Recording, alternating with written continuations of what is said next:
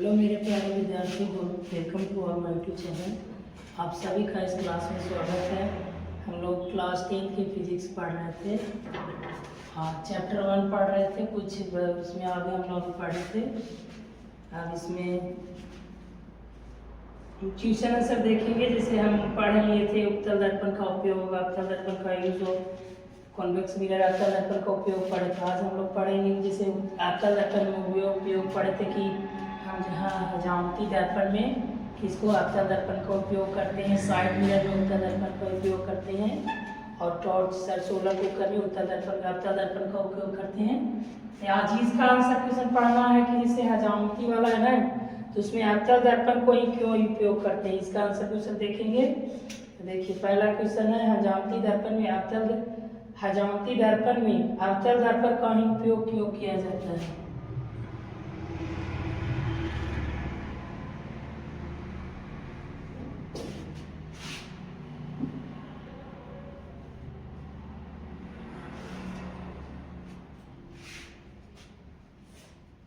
इसमें आगे देखना है ना कि जैसे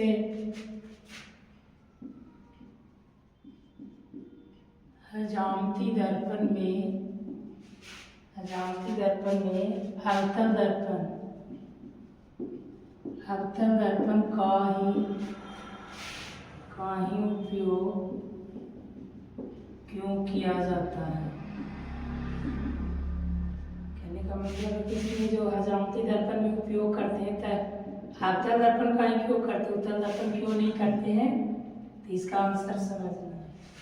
देखिए अवतल दर्पण में प्रतिबिंब कैसा बनता है, बड़ा प्रतिबिंब बनता है। यही कारण है कि हम लोग हजामती क्वेश्चन है कि अवतल दर्पण का उपयोग सोलर कुकर में क्यों किया जाता है। यहाँ पर उत्तर क्यों नहीं किया जाता है, देखिए यही कारण है।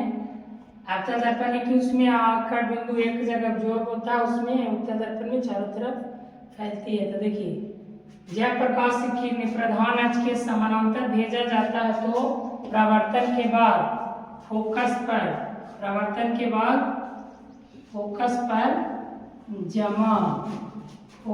जमा होता है या वो जमा होती है। इसी कारण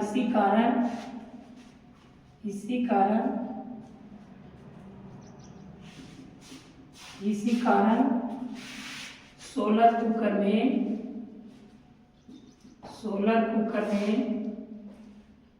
यही कारण सोलर कुकर में अवतल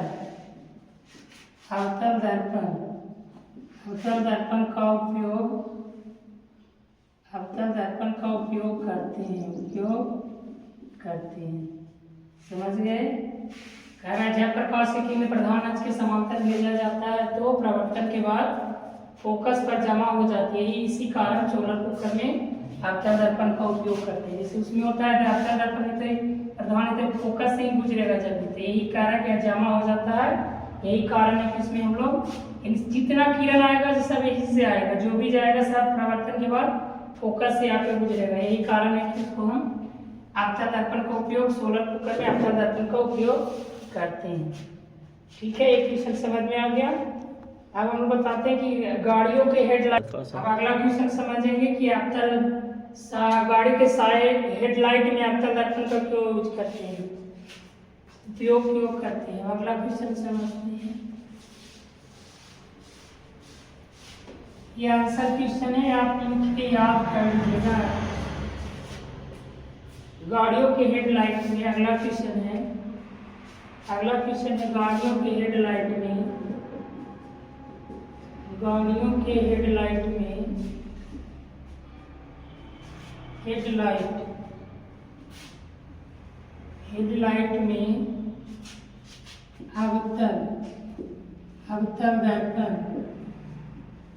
अवतल दर्पण का उपयोग क्यों करते हैं।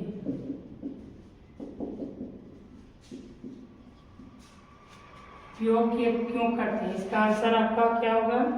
इसमें अवतल दर्पण का क्यों करते हैं, जब प्रकाश की किरणें फोकस से भेजा जाता है, इसमें देखिए जब ये आपका दर्पण है, इसमें दो है, जैसे प्रधान अक्ष है, जब समांतर आएगा तब फोकस से जाएगा, अगर फोकस से भेजेंगे, मान लीजिए समांतर आया तो फोकस से होकर गुजरेगा, अगर इसको हम किसी भी किरण को फोकस से भेजेंगे, इसे मान के चलिए हमारा ईपन, अब यहाँ हमारा ईपन, जब भी किरण अगर फोकस भेजेंगे तो यहाँ समांतर होकर लौटेगा। यही कारण है कि अवतल दर्पण साइड गाड़ी की हेडलाइट में अवतल दर्पण का उपयोग किया जाता है। फोकस से आएगा तो ये हमारा समानांतर होगा और दूर तक नजर आएगा, ठीक ना, दूर तक नजर आएगा, अवतल दर्पण फैलाव होता है, इसीलिए नहीं उपयोग करता अवतल दर्पण का। जब प्रकाश की किरणें जब प्रकाश की किरणें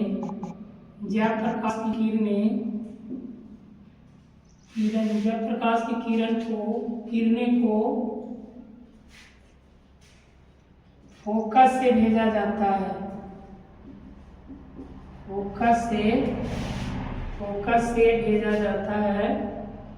फोकस से भेजा जाता है तो परावर्तन के बाद फोकस से भेजा जाता है तो सभी किरणें परावर्तित होकर, तो सभी किरणें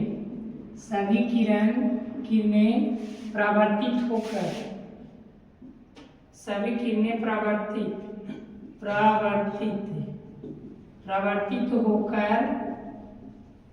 होकर प्रधान अक्ष के समांतर से जाती है, परावर्तित होकर प्रधान अक्ष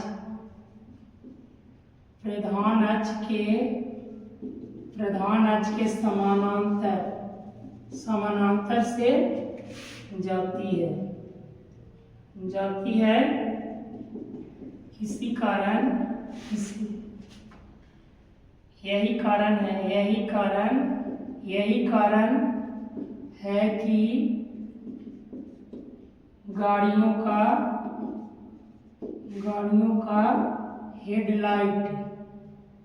हेडलाइट में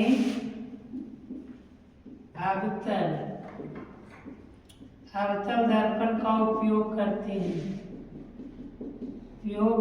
हैं। समझ गए? गाड़ियों में हेडलाइट का अवतल दर्पण का उपयोग करते हैं। जब प्रकाश की किरणें फोकस से अगर भेजा जाता है तो वो सभी किरणें परावर्तित होकर प्रधान अक्ष के समांतर जाती है। यही कारण है कि गाड़ियों के हेडलाइट में हम लोग अवतल दर्पण का उपयोग करते हैं। दर्पण में जब ऐसे रहेगा, ये हम अगर फोकस से भेजेंगे तो टकराने के बाद ये समांतर आएगा। इसी कारण है कि हम लोग गाड़ियों के हेडलाइट में और दूर तक जाएगा, इसलिए फैलेगा नहीं, सीधे चला जाएगा दूर। यही कारण है कि हम लोग अवतल दर्पण का उपयोग करते हैं।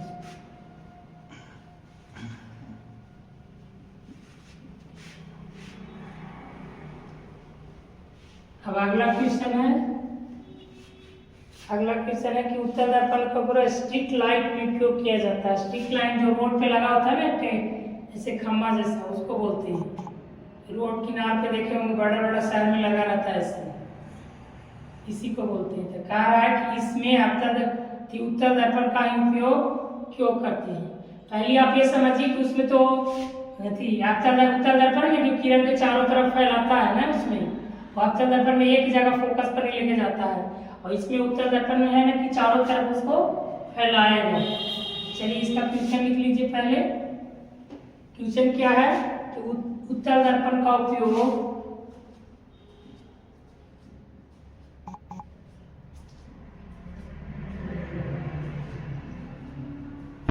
उत्तल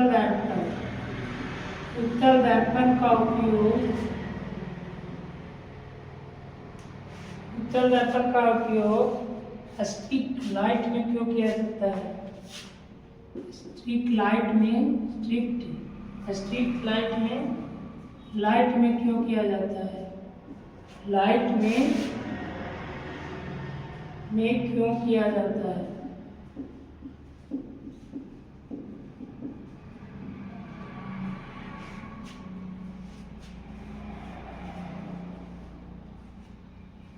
हो गया। चलिए इसका आंसर लिखिए। जब प्रकाश की किरणें, देखिए इसमें होता है कि जब प्रकाश की किरण आता है ना, जैसे ये हमारा क्या है, उत्तल दर्पण, यही ना होता है उत्तल दर्पण। अब जब भी प्रधान अक्ष है, जब भी इसके समानांतर आएगा तो ये फैलता है इस तरीके से। उत्तल दर्पण में क्या होता है, प्रकाश की किरणें आता है तो ये चारों तरफ फैलता है। यही कारण है हमको रोड पे लाइट उत्तल दर्पण पे लगाएंगे तो क्या होगा, एक ही जगह लाइट देगा। तो एक ही जगह लाइट देने के लिए रोड पे नहीं लगाते हैं, रोड पे लगाते हैं कि हमको चारों तरफ लाइट दे।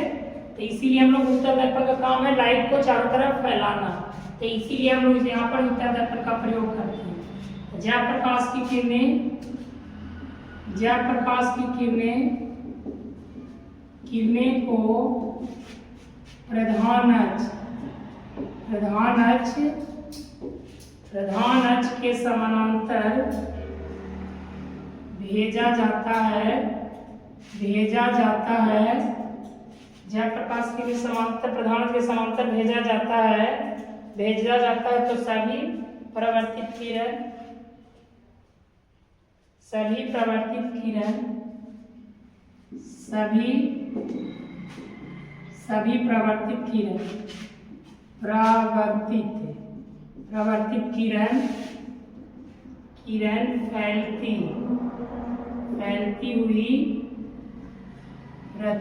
फैलती हुई प्रतीत होती है।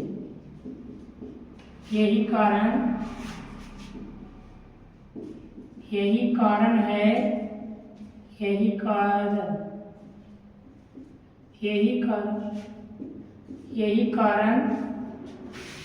कारण है कि स्ट्रीट लाइट में उत्तल दर्पण का उपयोग करते हैं,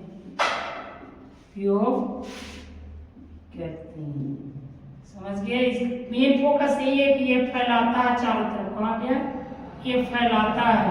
तो हमको रोड पे लाइट लगाने का मतलब क्या है कि चारों तरफ फैले, ना कि सीधा जाए। तो इसीलिए हम लोग उत्तल दर्पण काम ही है फैलाना। जब प्रकाश की किरणें समानांतर के प्रधान के समांतर भेजा जाता है तो सभी प्रवर्तित किरणें फैलती हुई, जितना भी किरण आ रहा है सभी प्रवर्तित किरण फैलती हुई प्रतीत होती है। यही कारण कि हम लोग इसमें उत्तल दर्पण का उपयोग करते हैं। समझ गए। अब अगला क्वेश्चन क्या है, अगला क्वेश्चन देखते हैं कि उत्तल दर्पण का उपयोग साइड मिरर के रूप में क्यों किया जाता है। ठीक है,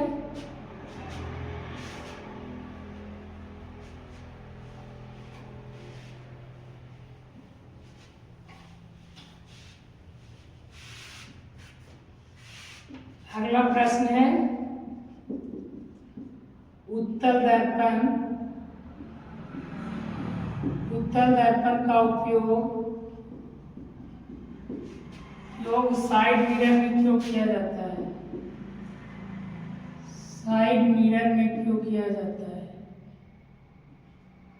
साइड मिरर के रूप में क्यों किया जाता है, के रूप में क्यों किया जाता है।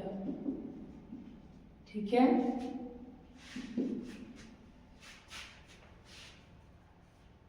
पहला तो इसका प्रतिबिंब आपको छोटा बनता है और दूर तक कवर करता है। मतलब पीछे जितना भी आते रहेगा ना उस सब उस ट्यूब में आ जाएगा।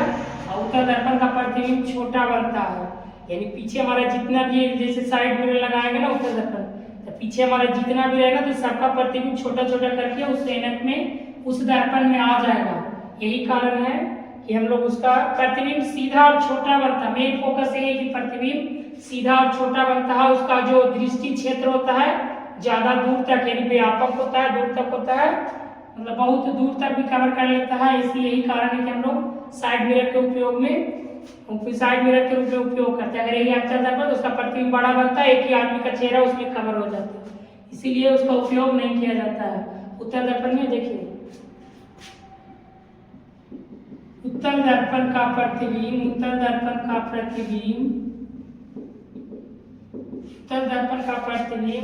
सीधा एवं छोटा बनता है, सीधा एवं छोटा बनता है, सीधा एवं छोटा बनता है, सीधा एवं छोटा बनता है। और उत्तल दर्पण का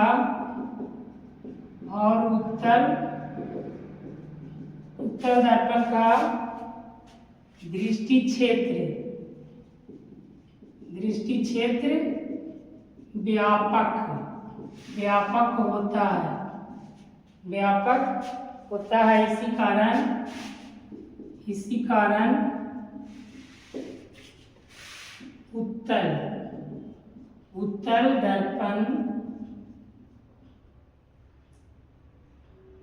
उत्तल दर्पण का उपयोग साइड मिरर के रूप में किया जाता है, साइड मिरर के रूप में किया जाता है, साइड मिरर के रूप में किया जाता है। समझ गए? दोबारा देख लेंगे। उत्तल दर्पण का उपयोग साइड मिरर को किया जाता है। उत्तल दर्पण का प्रतिबिंब सीधा एवं छोटा बनता है और उत्तल दर्पण का दृष्टि क्षेत्र व्यापक यानी दूर, बहुत दूर, यानी यहाँ पर ये भी बहुत व्यापक होता है, बहुत भी लिख सकते हैं, बहुत व्यापक। कहने का मतलब कि दूर तक कवर करता है। तो छोटा बनेगा तो किसी पीछे वाला भी नजर आएगा, लेकिन उत्तल दर्पण डायरेक्ट बड़ा बनता है तो पीछे वाला नजर ही नहीं आएगा। इसीलिए उत्तल दर्पण में चेहरा देखने के लिए, पीछे वाला गाड़ी को देखने के लिए दिखाया जाता है कि पीछे का गाड़ी क्या आ रहा है क्या नहीं आ रहा है, उसके साइड देते हैं ना वो सब। यही बहुत व्यापक होता है। यही कारण है कि हम लोग उत्तल दर्पण का उपयोग साइड मिरर के रूप में करते हैं।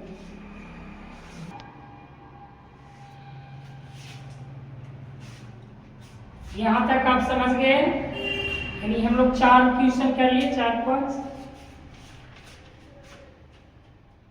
5 क्वेश्चन पढ़ लिए अभी।